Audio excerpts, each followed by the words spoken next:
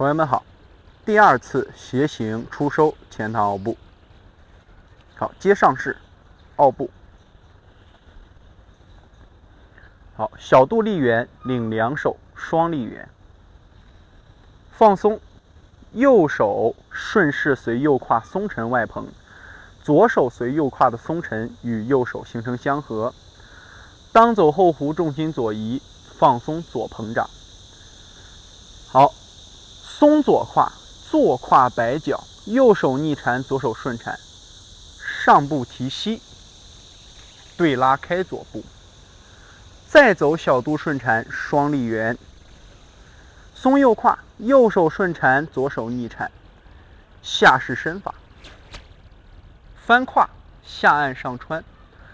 当走下弧，勾手上提，右手合于身前中线，右手逆缠外蓬，打开还原定式。好，变出收，松沉螺旋，胸腰折叠，转双顺缠螺旋合左胯，上膨胀。当走后弧，重心右移，合左胯扣左脚脚尖，收步，领膝，穿掌外蓬，放松下沉，胸腰折叠单腿，领手落脚，盖步相合，双手合腕。好，重心移动的同时，领平原，左手压腕，右手挑腕。好，身法左转，以身领手，带动两手左蓬，顺势开右步。当走后弧，两手双逆缠外蓬，重心右腿，还原定式相合。好，换个方向，连起来，大家再看一次。好，奥步，螺旋，领手相合。当走后弧，左移重心膨胀，坐胯摆脚，右逆左顺，上步提膝，对拉开步，小肚立圆，领手抱球相合，上穿下按，勾手上提，翻右胯，松沉打开，出收，胸腰折叠逆向运化，放松下合，当走后弧，合胯扣脚，收步，穿掌外蓬，放松下沉，胸腰折叠领手盖步，螺旋平原，移重心开步，外蓬重心后移，当走后弧，重心右腿，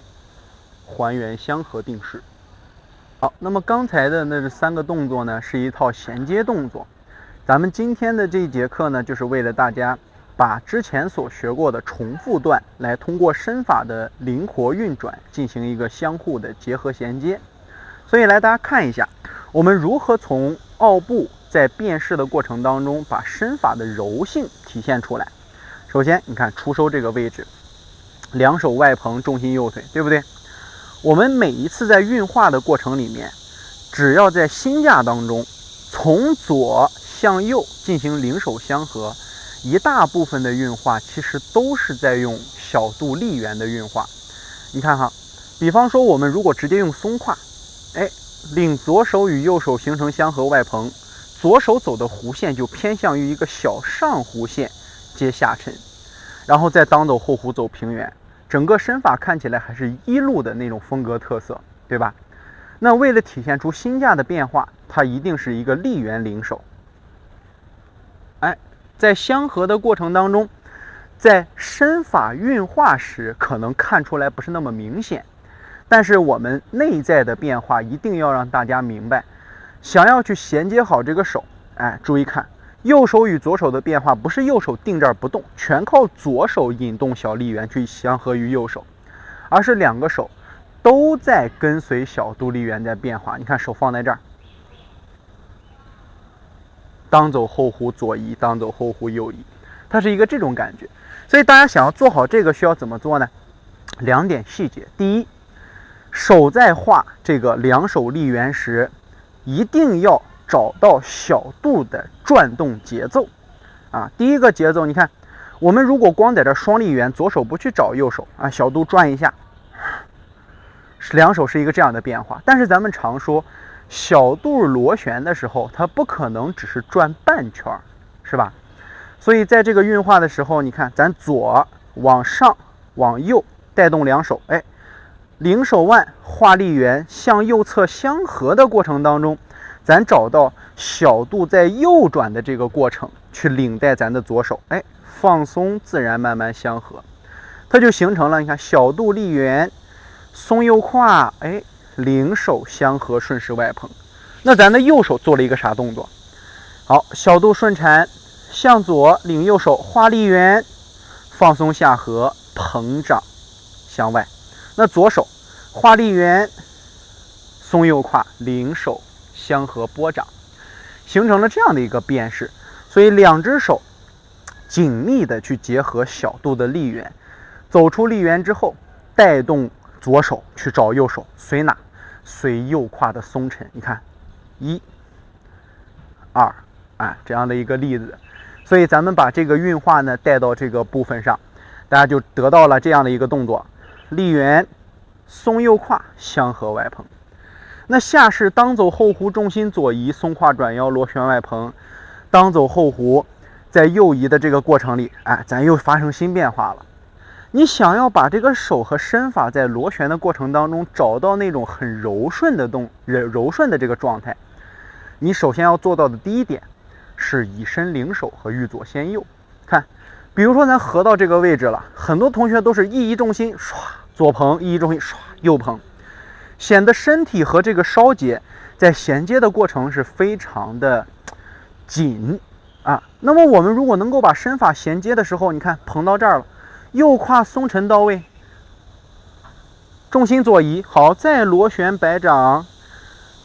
是不是这个过程里面就好像是身体的螺旋和移动把两手带过来了？所以这里面就有一个非常重要的小细节，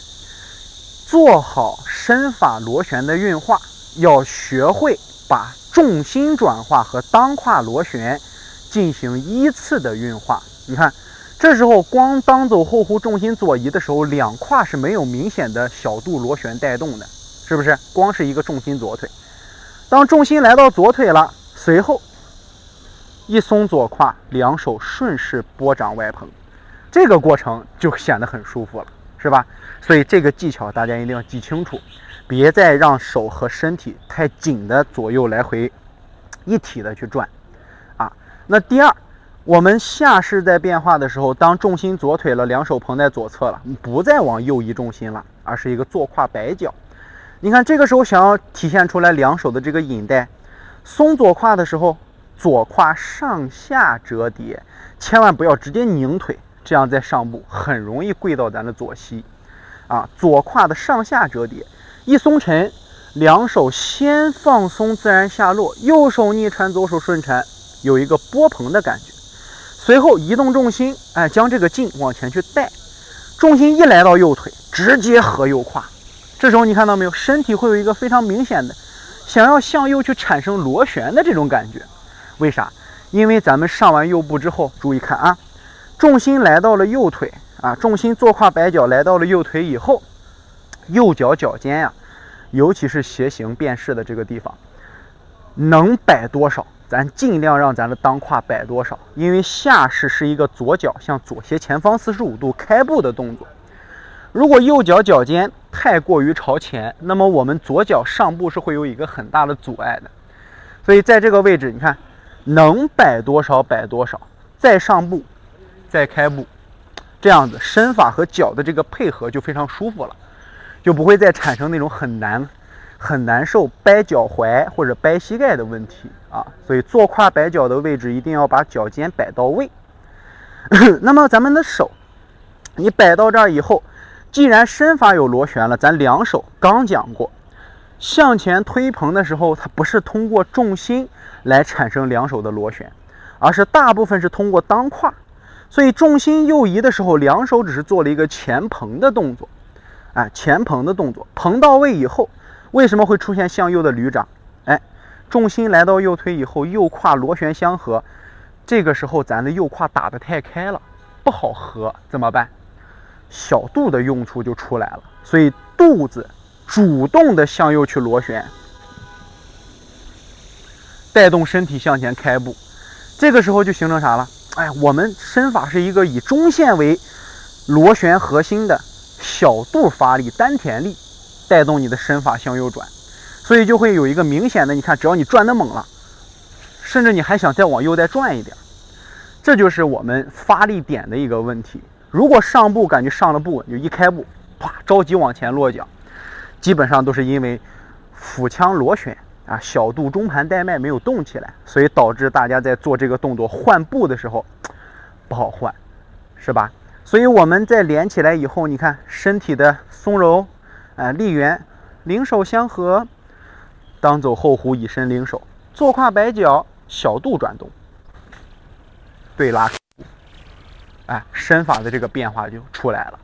所以转折点需要大家去回忆咱们的基本功。第一点，当胯的坐胯摆脚；第二点，重心转化和当胯螺旋它们是分开的，不是严丝合缝的，就是加到一起形成一个整的僵劲儿啊。最后呢，就是咱步伐变化的同时，一定得加上咱们的这种坐胯摆脚的预备和小肚螺旋的一个引带和开路啊，这是转折转关的一个位置。好，那么咱们下式斜行啊，斜行的动作呢，咱们也是讲过一次了，所以带着这个斜行呢，再跟大家去回忆重点。首先，第一，斜行的身法，两手顺势对拉，重心在右腿，小肚的立圆。这个地方呢，和咱们很多变式其实都是相通的。有了立圆以后，立圆一定是通过节节贯穿的方法引动咱的两手，画了一个两个双立圆的变式。那双立圆变式还是那句话，小肚不可能转半圈，所以当小肚转到右侧产生相合的时候，两手也在随着咱的小肚，画完立圆以后，一相合，松右胯，身法向右螺旋，放松自然下沉。右手沉掌，左手盖掌，抱球相合。所以这一块是咱们很多老师不理解，说老师这儿为啥要抱个球？就跟咱以前讲的所有的抱球式一样，都是因为小肚螺旋松胯的时候才产生的这个手型手势的变化。合到这儿以后，这小肚转了多少？才转了上半圈到右侧了，还有下半圈呢，对不对？所以在我们身体的前方就可以明显的看到，小肚转到右侧产生相合以后，两手一个盖掌一个沉掌，小肚继续往左下，你就会产生翻胯的动作。当胯随小肚螺旋往左一翻转，左手随着翻胯的同时身法左转，形成按掌下合的手型手势。右手就会随着身法的左转，右肩向后右肩向前，左肩向后，顺势再把咱的右掌再穿上去，这样形成一个下按和上穿，整个身法的变式螺旋就会显得非常整整个过程里面都是身法动，手才动，是不是？那到了这个手型和当胯的变化结束以后，咱的重心是什么样子的？重心沉下在右腿，左腿是一个向前抻咱们的扑步的动作，所以心架里面呢，它的这个变式，它最后的左手是由腿的前侧勾手上提。那什么时候手才会由下向上走平弧线？只有当胯不走螺旋的时候才会走平弧线。所以这个地方有很多心架的初学者呢，他还是在以这个当走后弧的方法在运化心架斜行。所以合到这儿以后，还是在以老架的方式运身，那左手一定会超过咱的前腿左膝。所以这个地方强调一下，咱的心架一路的斜行是以当走下弧勾手上提。什么是下弧？像过山车一样，由高处向下俯冲，再由低处向上运化，窜上去，就这种感觉。后弧它就是一个在平行于地面的情况下在螺旋了，所以这块得记住是下弧。当有了下弧以后，勾手会从咱的小肚前方，蹬腿一重心，顺势上提。右手就会随着身法的上领合于身前中线。到这个位置以后，右手的翻掌不要拿手臂单独向外摆开，而是啥？你看，咱都已经合到这个位置了，身法想要右转怎么办？左胯放松上下折叠，左胯是不是又打开一部分？左胯打开的目的是啥？那当然是为了让咱们的右胯再去形成一个小相合。所以右胯相合，左胯上下折叠，会形成身法的一个右转，带动咱们的右手拨掌外捧。这时候身法定势就出现了。所以手的变化，尤其是在心架，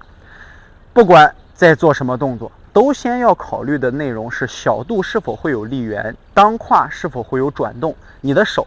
才会形成外形上的变化，而不能直接说我到这儿了，我一摆掌，这个动作多轻松。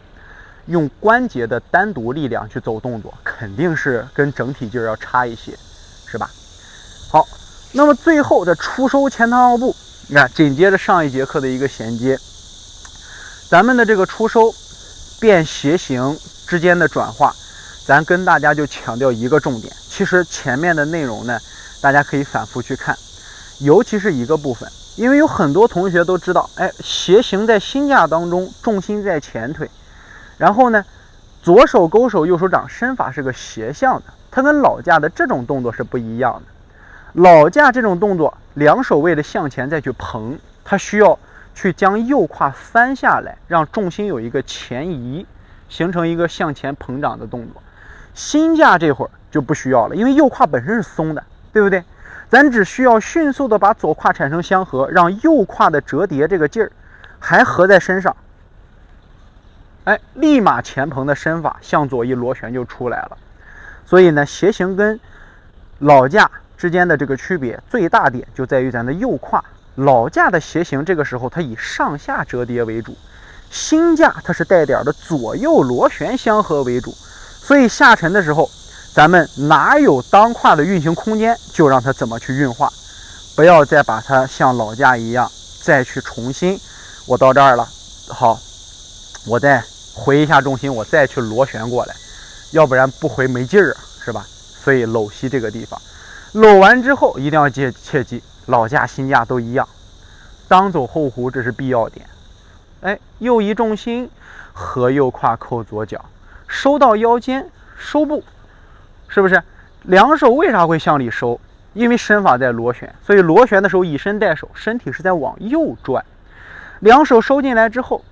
注意，想要出收发力站得稳，这种发力想要站得稳，来不同方向看一下，收到这儿，侧面，想要站得稳，这经常跟大家说的一句话说，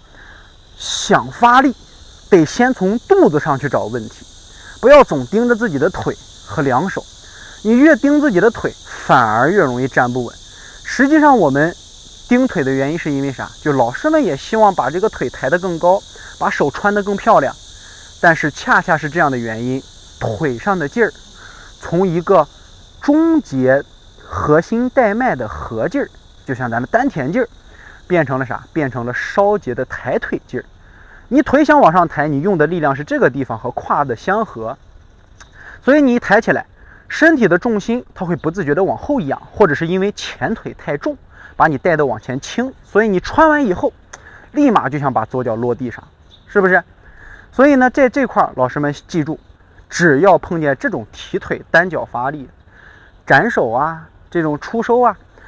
把脑子先放在一手丹田的这个想法上，发力先以肚子去合收，肚子只要收起来，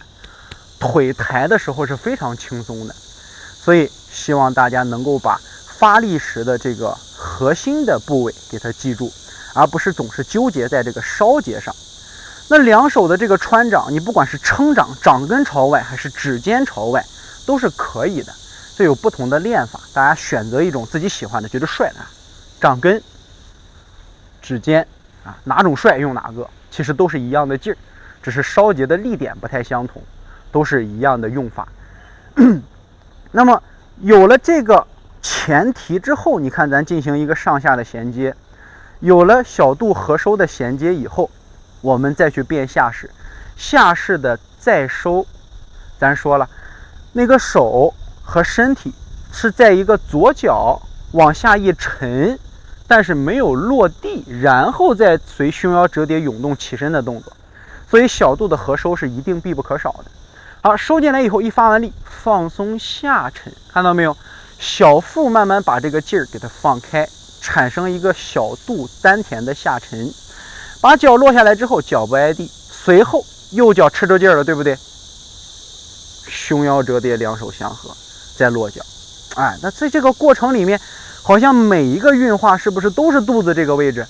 你想要站稳，去涌动身体，身体的发力，它一定得和这个小肚的螺旋形成一个相互的配合。没有小肚产生相合，你站不稳，那你涌动能出来不能？那肯定是出不来。